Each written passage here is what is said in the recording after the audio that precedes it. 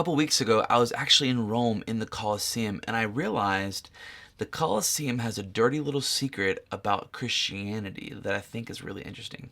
Let's find out. So a couple weeks ago, my wife and I took a trip to Europe for our 10-year anniversary, and part of the trip was we went to Rome, and we got to go tour a private tour of the Colosseum. And we got to go to the parts of the Colosseum where nobody else really gets to go to, like the slave quarters and the underground parts. It was incredible. Such a fascinating experience. And we had a tour guide, and she was giving us the tour. And I began to realize there's some things about early Christianity in the Colosseum that are really important that most people aren't putting together. So during the video, I'll be interspersing maybe some clips and stuff of the shots I got while we were walking around. And sorry if they're not the best, I just got it with my iPhone. It was a pain in the butt to do the whole big camera thing. But imagine this. Imagine you live 2,000 years ago. You're a Christian and you live in Rome, or you live in the Roman Empire. You just got converted to Christianity. Jesus, is gone, and now you're trying to spread the gospel to other people.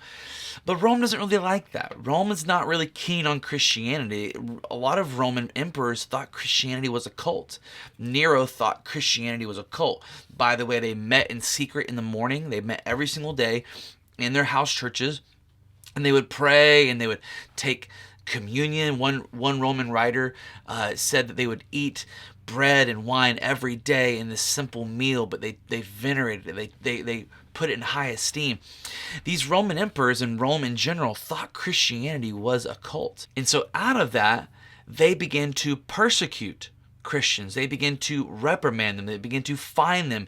And then it even escalated so much to where 300 years of history was taken up with Christians being murdered, executed, put on stakes, killed. And a huge aspect of this is found in the Colosseum. Christians were regularly taken to the Colosseum to be executed. Now, I learned this about the Colosseum when we were there. The Colosseum was free to everybody in Rome. You didn't have to get a pass or whatever. You could walk in anytime they were having stuff. You didn't have to pay for it. It was a privilege of being a Roman citizen. Now, if you were poor, you would go sit up in the top row. If you were, as you got richer, you got to get closer and closer to the bottom where the action was. Slaves and all different types of people from all across the kingdom were brought in. Prisoners, people who were criminals, they were brought in to be executed or fed to lions and tigers in the games. And speaking of animals, they would bring in animals all across the Roman kingdom from Africa, Greece, Asia. And remember, these people did not have TVs, and so when they saw a crocodile or a tiger or a panda bear for the first time, they never knew that existed, and so it was kind of like their National Geographic as well. But they had different segments of the games. In the morning time, there would be a certain segment of gladiators fighting, and then in the evening time, there would be another segment of gladiators fighting, or maybe they would have a clown or a jester or something like that. But during the middle time, during the lunch break, like the 12 to the middle of the day time, would be the time they would execute criminals, hardened murderers, people who did all the types of stuff, insurrectionists. They would be brought. And they didn't fight gladiators like we see in the movies. These Roman prisoners would be thrown to animals. They would be given over. They were oftentimes naked, and they never had weapons, ever. And they would be thrown into the arena completely naked by themselves. And then the arena had trapdoors everywhere. And hopefully there's some video you can see now. They would have trapdoors. And so as you'd be walking around the arena, because there's a wooden floor with sand on it, underneath was this whole labyrinth of caves and inner working hallways. And they'd have elevators that could lift and hoist up things. And as you were walking around, a trapdoor would open and out would pop a lion. If you've seen the movie Gladiator, it's actually really accurate to how Rome would do this, except for these prisoners would not have a sword, not have weaponry or armor of any kind. They were completely exposed.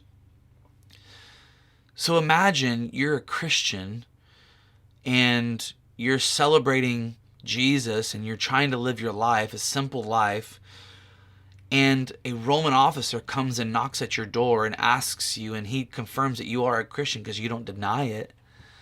A huge thing in the early church was people denying their Christianity when asked about it. And so you say, yes, I am a Christian. I believe in Jesus and I follow his teachings. You were taken and you were put in prison, and oftentimes you were put in holding cells. And I was listening to this lady, our tour guide, tell us the history of this. And she's not by the church or whatever. She is just an average tour guide. She said thousands upon thousands of Christians were brutally executed and fed to wild animals during the 300 years the Colosseum was running. And so you're taken from your family, you're put in this cell, and it's dark, and then they shove you into the light, and you can't hardly see, and it's so bright, and now you're out in the middle of everybody.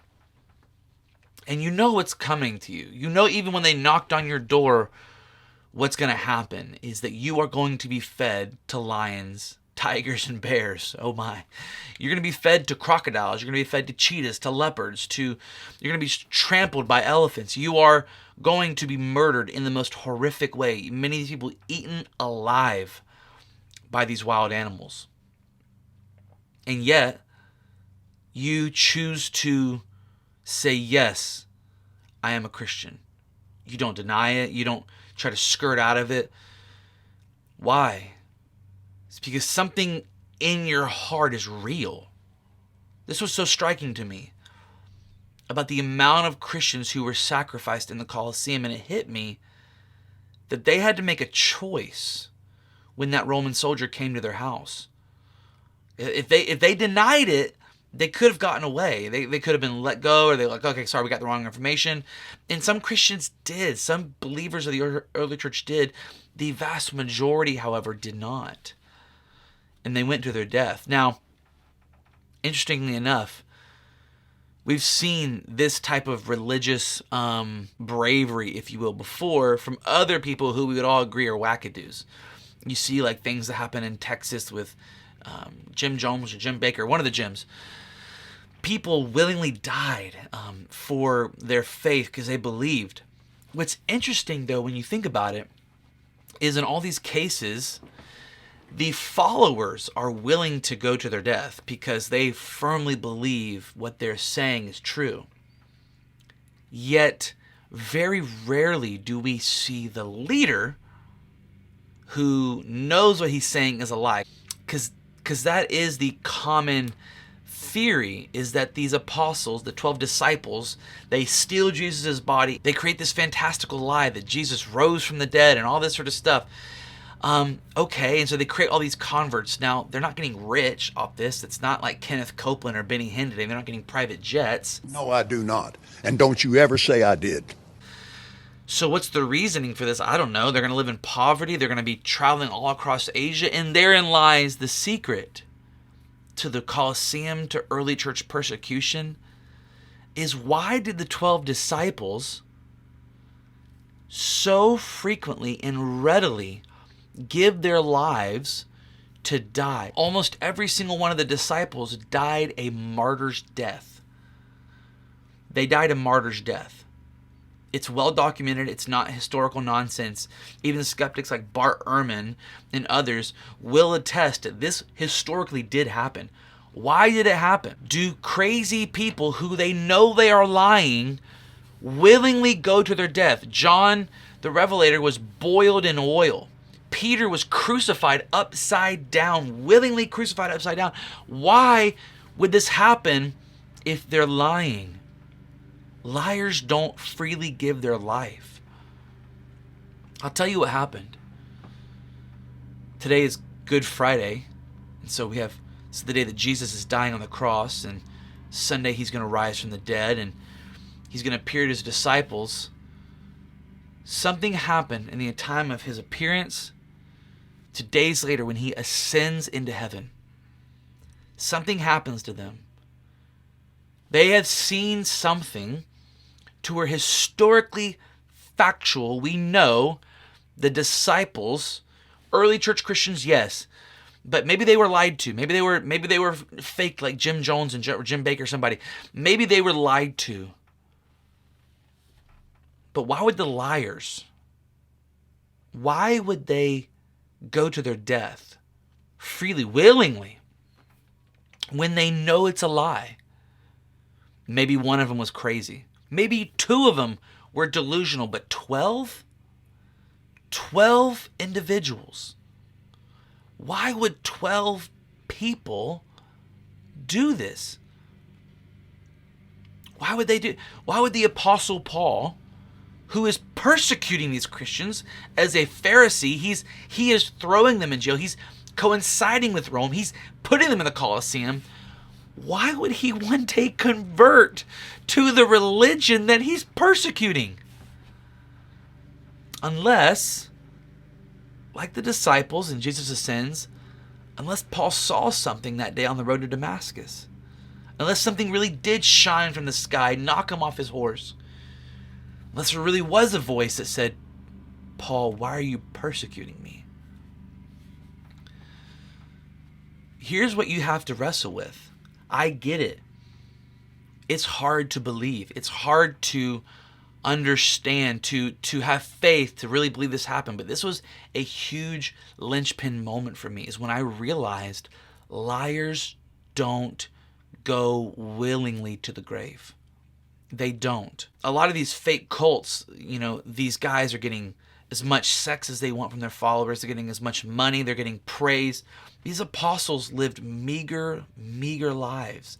They were beggars. We have good evidence written that they were not wealthy. They were not wealthy in the least.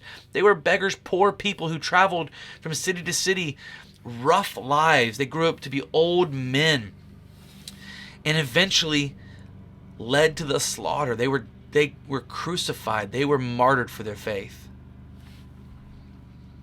Here's the question you need to ask yourself. Why would liars go willingly to a martyr's death unless they weren't lying? Unless they really saw something.